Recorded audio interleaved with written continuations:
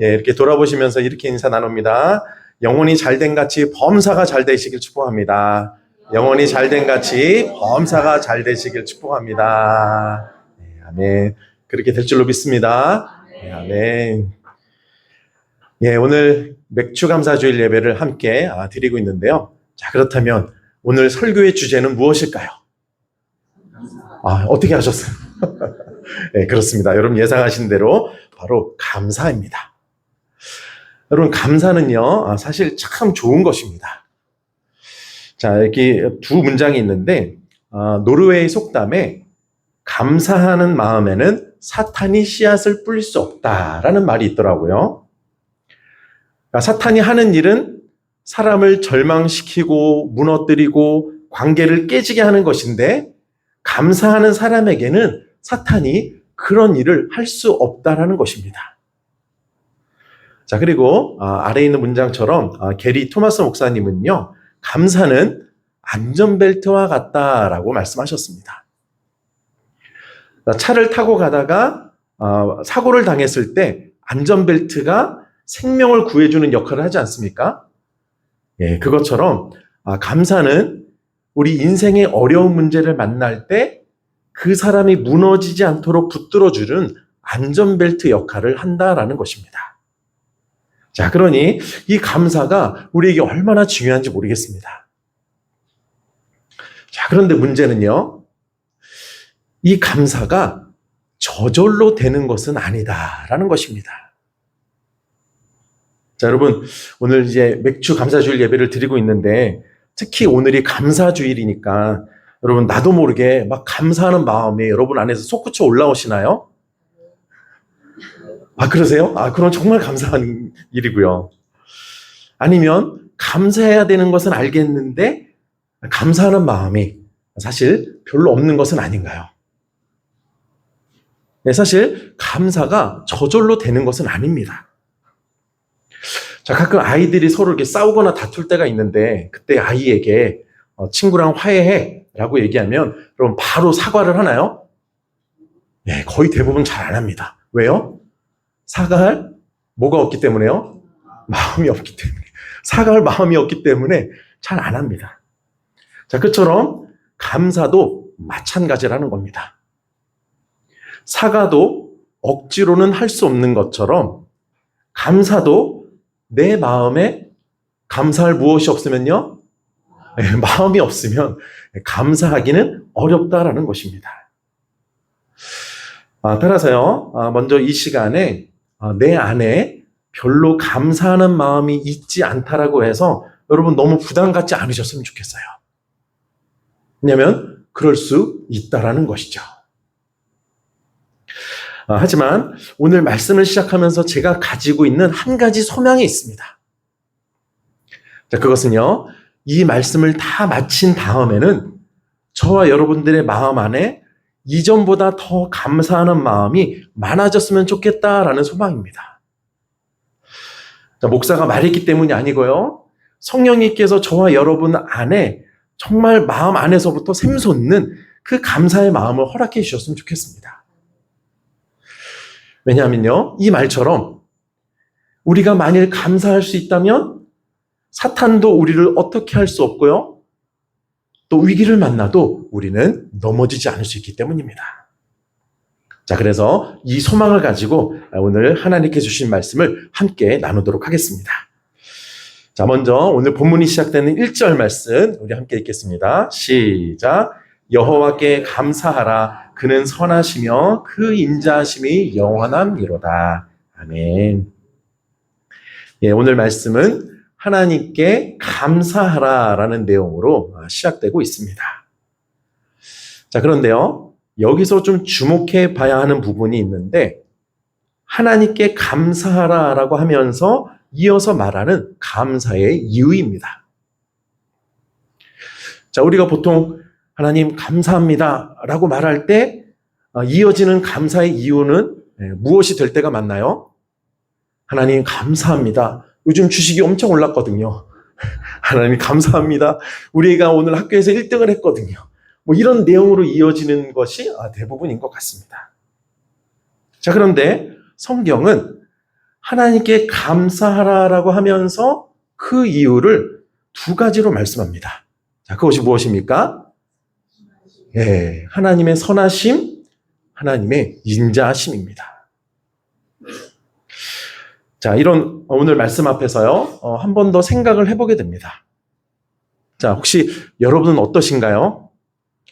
내가 원했던 상황이 되어서 하나님 감사합니다 라고 고백하실 때가 더 많으신지, 아니면 오늘 말씀처럼 우리 하나님은 선하시고 인자하신 분이시야 그러면서 감사할 때가 더 많으신지, 여러분 어떠세요? 네, 대답을 잘 안 하시는 거 보니까 앞의 경우가 더 많으신 것 같습니다. 그렇죠? 그래서 사실 어쩌면 오늘 이 말씀이 우리에게 좀 피부로 잘 와닿지 않을 수도 있겠다라는 생각이 듭니다. 자, 그런데요, 성경을 보면 사실 이와 동일한 말씀이 여러 곳에 많이 나옵니다. 여러분, 그렇게 동일한 말씀이 여러 번 반복된다는 것은 중요하다는 걸까요? 그렇지 않다는 걸까요? 네, 중요하다는 거죠. 자, 여러분들이 잘 아시는 시편 23편에도 비슷한 내용이 나오는데요. 자, 우리 시편 23편 6절 말씀 함께 읽겠습니다. 시작. 내 평생의 선하심과 인자하심이 반드시 나를 따르리니 내가 여호와의 집에 영원히 살리로다. 아멘. 네, 여기서도 반복되는 말이 바로 하나님의 선하심과 인자하심입니다. 자, 그러니까요, 우리에게는 피부로 잘 와닿지 않을 수 있지만 성경이 하나님의 선하심과 하나님의 인자하심을 굉장히 중요하게 말씀하고 있다는 것을 보게 됩니다. 자, 그렇다면 왜 성경은 하나님의 선하심, 또 하나님의 인자하심을 이렇게 중요하게 말씀하고 있는 걸까요? 자, 그 이유가 있습니다. 여러분, 여기에 이제 선하심이라고 써 있는데, 하나님께서 선하시다라고 할 때 이 선하심이라는 단어가 히브리어로는 토브라는 단어입니다. 이 정도는 여러분 히브리어 알아두셔도 좋을 것 같아요. 예, 선하심이 히브리어로 뭐라고요? 예, 토브. 예, 우리 다른 분들께도 한번 또 토브 하시면은 좋으실 것 같아요. 좋다라는 말이거든요. 자, 이 말은 좋다, 아름답다, 최선이다, 이런 뜻의 단어인데, 결국 하나님이 선하신 분이시다라는 것은 아래 설명이 있는 것처럼 우리에게 가장 좋은 것을 주시고자 하는 그 하나님의 마음을 말하는 것입니다. 자, 그리고요, 인자하심이라는 히브리어는 헤세드입니다. 자, 히브리어로 뭐라고요? 네, 헤세드. 자, 그리고 이 단어는요, 자기 백성을 끝까지 지키시는 하나님의 사랑을 말하는 단어입니다. 자, 그러니까 하나님이 선하신 분이시고 인자하신 분이시라는 말 속에 들어있는 의미는 하나님은 우리에게 가장 좋은 것을 주기 원하시는 분이시고 하나님의 자녀들을 언제까지요? 네, 끝까지 지키시는 그 사랑을 가진 분이시다는 의미입니다. 자, 이렇게 오늘 말씀은 우리 하나님이 선하시고 인자하신 분이시니 그 하나님께 감사하라라고 우리에게 말씀하고 있습니다.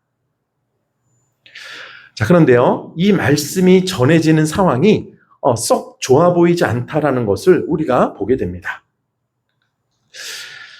자, 이 화면은요, 오늘 본문인 시편 107편 전체를 네 부분으로 구분할 수 있기 때문에 각각의 주제를 담은 것인데요.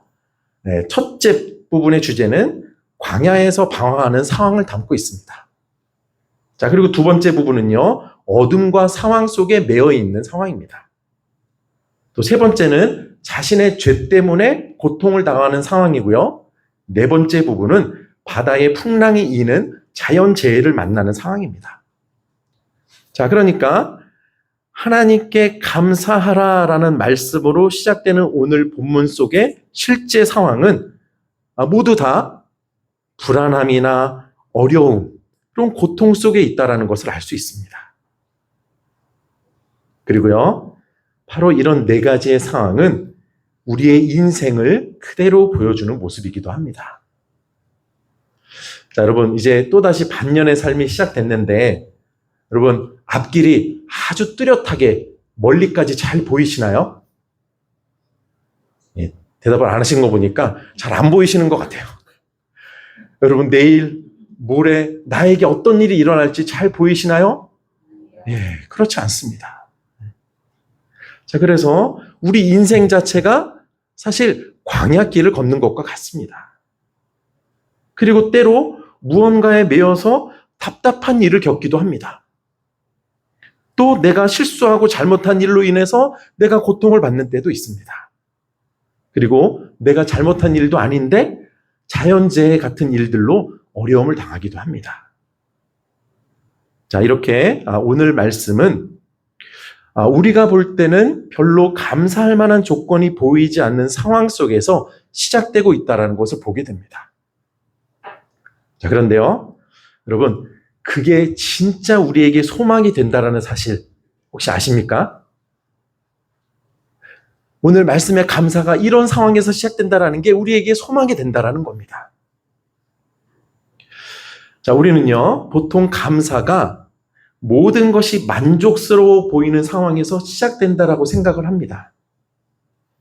하지만 오늘 말씀은 하나님을 향한 감사가 온갖 불안함과 두려움과 고통으로 가득한 상황 속에서 시작된다라고 말씀하고 있는데, 그런 상황이 사실 대부분의 사람들의 실제 현실과 훨씬 더 가깝습니다.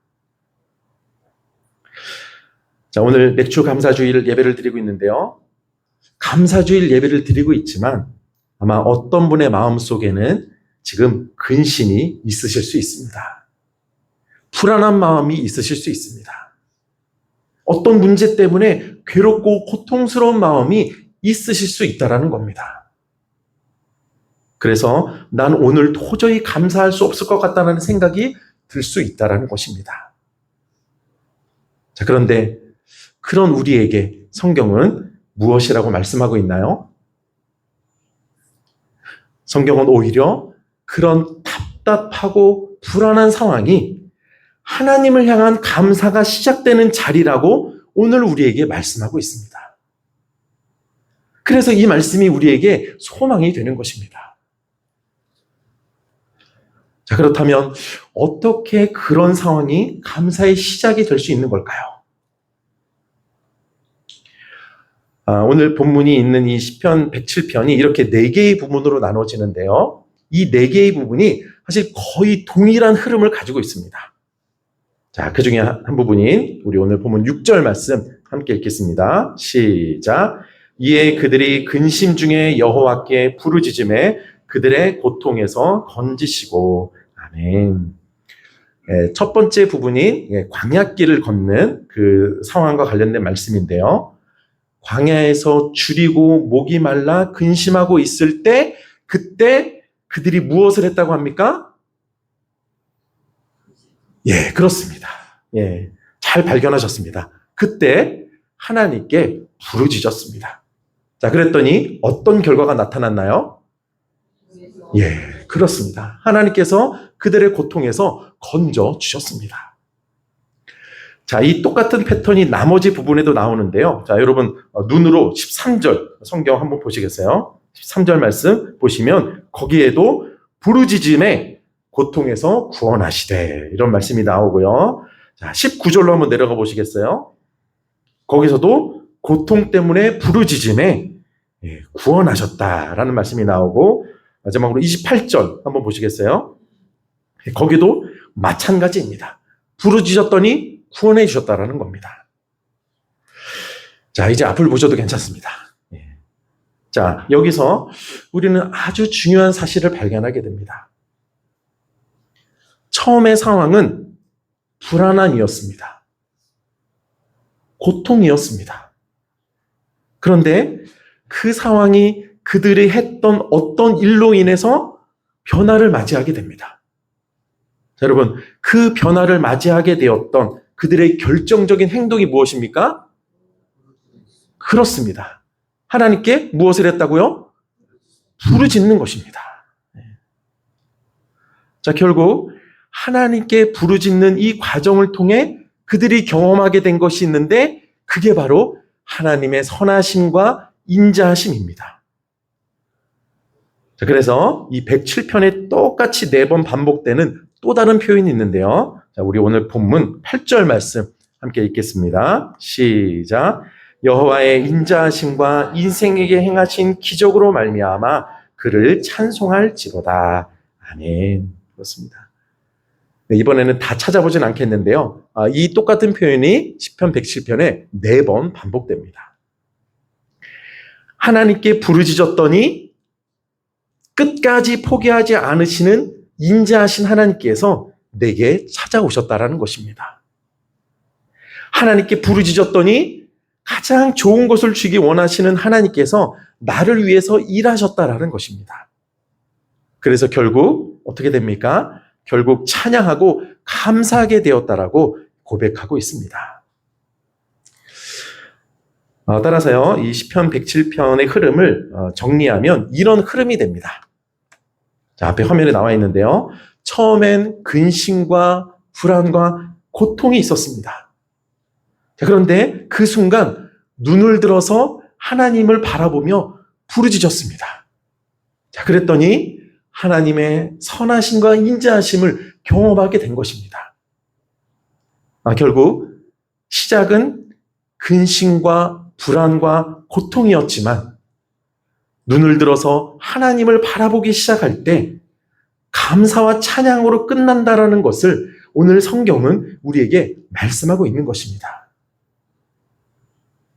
자, 그래서 오늘 본문 끝에서 이렇게 말씀하고 있습니다. 자, 우리 9절 말씀 함께 읽도록 하겠습니다. 시작. 그가 사모하는 영혼에게 만족을 주시며 줄인 영혼에게 좋은 곳으로 채워주심이로다. 아멘. 어떤 영혼에게 만족을 주신다고요? 사모하는 영혼에게. 네, 그렇습니다. 사모하는 영혼에게, 줄인 영혼, 가난한 영혼에게 만족을 주신다라고 하십니다.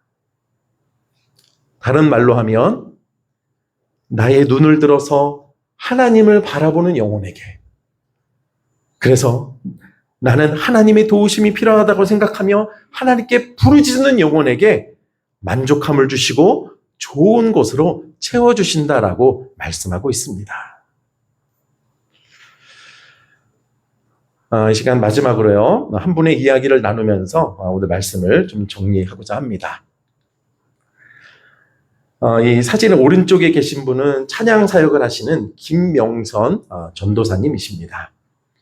사진에 있는 것처럼 참 선한 인상을 가진 그런 남편을 만나서 행복하게 살면서 찬양 사역을 하셨는데요. 안타깝게도 이 남편이 39살이 되던 해에 일찍 병으로 세상을 떠나게 되셨습니다. 이 전도사님의 삶에 엄청난 인생 폭풍이 찾아온 것입니다. 자, 그때 저 아래에 있는 첫째 아이가 7살이었는데요. 그 아이에게도 큰 어려움이 찾아온 것이죠. 이제 남편을 보내고 얼마 안 되었을 때 첫째 아이가 엄마에게 이렇게 물었다라고 합니다. 엄마, 하나님이 아빠를 왜 하늘나라에 데려가셨을까? 자, 그때 엄마가 이렇게 대답을 합니다. 그건 우리가 다 알지 못하는 하나님 뜻이 있겠지. 아빠는 사명을 다해서 하나님이 더 좋은 곳으로 데려가신 것 같아. 이렇게 대답을 합니다. 자, 그러자 아이가 이번엔 이렇게 말을 합니다. 엄마, 나는 아빠가 하늘나라 간 게 정말 하나님 뜻인 것 같아. 자, 그래서 이 엄마가 정말 궁금한 마음이 들었습니다. 그래서, 왜 그렇게 생각하는데? 그렇게 이제 아이에게 물었습니다. 자, 그러자 아이가 이렇게 대답을 합니다. 내가 6살 때까지는 하나님 생각을 별로 안 했는데 아빠가 아프고 7살이 되니까 하나님 생각을 많이 하게 되었어. 기도도 훨씬 많이 하게 되었거든. 그래서 하나님이 나 하나님 많이 생각하게 하라고 그렇게 하신 것 같다는 생각이 들어 라고 얘기를 한 것입니다. 자, 아이가 그렇게 이야기하자 엄마가 이렇게 대답을 합니다. 그렇구나. 사실 엄마도 그래. 아빠가 아픈 뒤로 더 많이 하나님 생각을 하게 됐고 더 감사하게 됐어. 그러니 우리 오늘도 감사하자. 그렇게 말을 했다고 합니다. 물론 남편과 아빠가 먼저 세상을 떠나게 된 것은 정말 가슴 아픈 일입니다. 자, 그런데요, 그 큰 슬픔과 아픔이 이 가정을 완전히 무너뜨리지 않았다는 것을 우리는 보게 됩니다. 그럼 그 이유가 무엇입니까? 그 속에서도 감사의 꽃이 피었기 때문입니다. 그 속에서도 사랑의 꽃이 피었기 때문입니다. 여러분, 어떻게 그럴 수 있을까요? 저는 그 이유를 이 전도사님께서 지은 그 찬양의 가사에서 발견하게 되었습니다. 이 전도사님께서 지으신 그 유명한 찬양 중에 시선이라는 찬양이 있는데요. 그 가사가 이렇습니다. 내게로부터 눈을 들어 주를 보기 시작할 때 주의 일을 보겠네. 내게로부터 눈을 들어 주를 보기 시작할 때 하나님이 일하기 시작하네. 아멘. 그렇습니다. 인생의 큰 아픔과 슬픔 중에도 눈을 들어 하나님을 바라보는 그 마음의 중심을 잃지 않으셨던 것입니다. 시선이 나에게로 고정되었다면 그 순간은 그저 아픔이요 슬픔뿐이었겠지만 내게 고정되었던 눈을 들어 하나님을 보기 시작할 때 그때 중요한 변화가 시작된 것입니다. 그 순간에도 여전히 일하시는 선하시고 인자하신 하나님을 만나게 되신 것입니다. 그래서 인생의 큰 어려움 속에서도 아이와 함께 아빠를 추억하며 또 하루하루 하나님 안에서 감사하며 하루하루의 삶을 이기며 살아가셨다라고 고백을 하는데 저는 이런 모습이 저와 여러분의 모습이 될 수 있기를 간절히 소망합니다. 여러분, 그 일을 위해서 오늘 우리의 눈을 들 수 있기를 소망합니다. 내게로 향했던 시선, 문제로만 향했던 눈을 들어서 하나님을 바라볼 수 있게 되기를 간절히 소망합니다. 그렇게 눈을 들어 하나님을 보기 시작할 때 저와 여러분 안에도 중요한 변화가 이루어질 것입니다. 선하시고 인자하신 하나님께서 우리 안에 하나님의 일을 다시 시작하실 것입니다. 그래서 우리의 삶을 더욱 큰 감사로 채워주실 것입니다. 아무쪼록 그렇게 이전보다 더 큰 감사를 하나님께 올려드리며 하루하루 감사하고 행복과 평안과 기쁨을 누리는 하반기 저와 여러분의 삶이 될 수 있기를 간절히 축원드립니다. 아멘.